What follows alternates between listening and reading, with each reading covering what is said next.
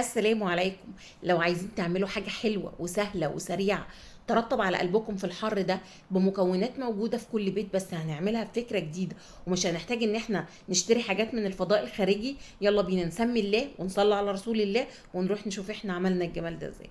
عندي حلة على النار، هحط فيها كوبايتين من المية وكوبايه من الرز وارفعهم على النار لحد ما يستووا تماما بالشكل اللي انتوا شايفينه ده.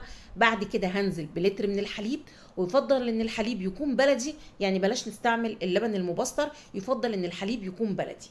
وبعد كده هحط كوبايه من السكر، ده سكر تموين، وطبعا السكر ده حسب الرغبه، عايزه تزودي عايزه تقللي دي حاجه ترجع لك.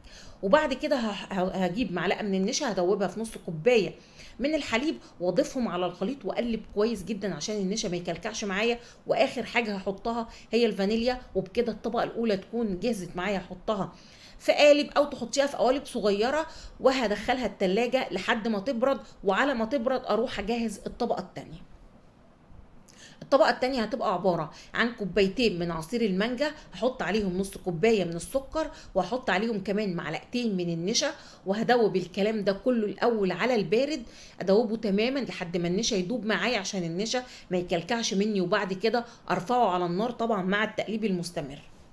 أظن مفيش أبسط وأسهل من كده.